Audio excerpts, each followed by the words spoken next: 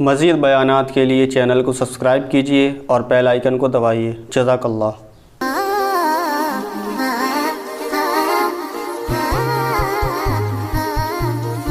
جب بھی کوئی مصیبت آتی ہے تو یا تو وہ ہمارے گناہوں کا وبال ہوتا ہے۔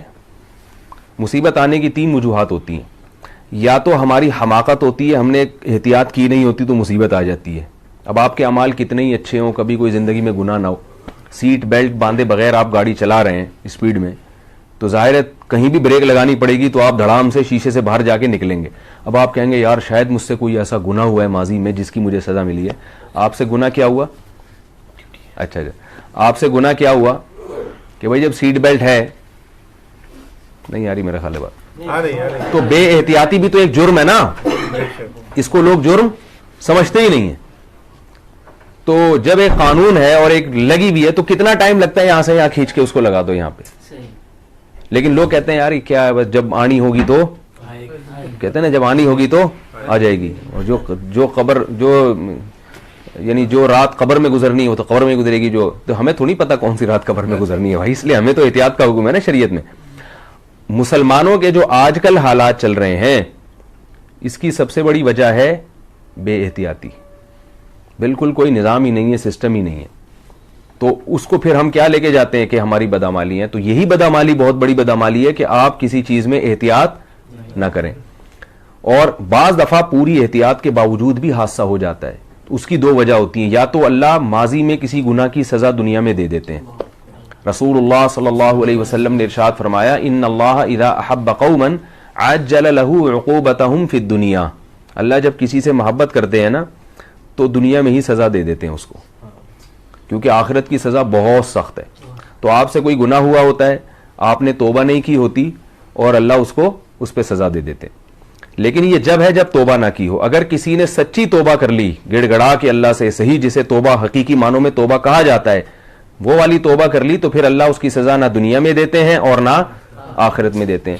اور بعض دفعہ ایسے ہوتا ہے کہ کوئی گناہ نہیں بھی ہوتا پھر بھی حادثات آتے ہیں، وہ درجات کو بلند کرنے کے لیے، کیونکہ اللہ کا نظام ہے کہ راحت اور سکون حقیقی معنوں میں صرف جنت میں ہوگا۔ دنیا میں ایسا نہیں ہوتا کہ آپ کو ساری چیزیں دنیا میں مل جائیں، یہاں غم بھی آئیں گے۔ یہاں پیغمبروں پہ ایک صاحب مجھے کہنے لگے کہ میرے ساتھ اتنا بڑا حادثہ ہو گیا، حالانکہ میں تو نماز بھی پڑھتا ہوں اور میں تو داڑھی رکھتا ہوں اور میں تو والدین کا بھی خیال کرتا ہوں، یہ کیا ہوا؟ میں نے کہا یعقوب علیہ السلام کے ساتھ کتنا بڑا حادثہ ہوا تھا، پتہ ہے نا کیا ہوا تھا؟ بچہ گم گیا تھا، اور سب سے محبوب ترین بچہ گم گیا، ساری زندگی روتے رہے۔ تو کیا اللہ کے پیغمبر سے کوئی جرم ہوا تھا کیا؟ کچھ بھی نہیں تھا، لیکن ان یعقوب علیہ السلام نے صبر کیا، اس کی وجہ سے یعقوب علیہ السلام کا کتنا بڑا مقام کہ پوری سورہ یوسف نازل ہوئی ہے اور اس میں یعقوب علیہ السلام کی دعائیں اور ان کا صبر اللہ نے بیان کیا ہے۔ اگر یعقوب علیہ السلام کو وہ مصیبت نہ پہنچتی تو کیا یعقوب علیہ السلام کو ہم اس طرح سے جانتے جیسے اب جانتے ہیں، اور ان کے وہ درجات، اور ان کے بیٹے کو اللہ نے نبی بنایا اور مصر کا بادشاہ بنا دیا۔ تو جب بھی کوئی غم ہمیں پہنچتا ہے، نبی صلی اللہ علیہ وسلم نے فرمایا عجبا لامر المؤمن ان امرہ کلہ لہ خیر ان اصابتہ سراء شکر فکان خیر اللہ وان اصابتہ ضراء صبر فکان خیر اللہ۔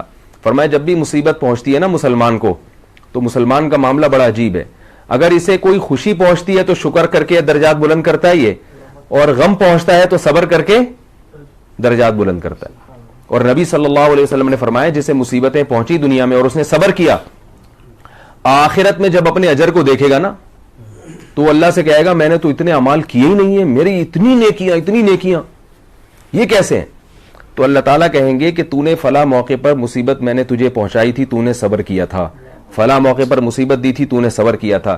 تو نبی صلی اللہ علیہ وسلم نے فرمایا بندہ کہے گا کہ کاش میری زندگی ساری مصیبتوں میں ہی گزری ہوتی، میں نے کبھی خوشی نہ دیکھی ہوتی۔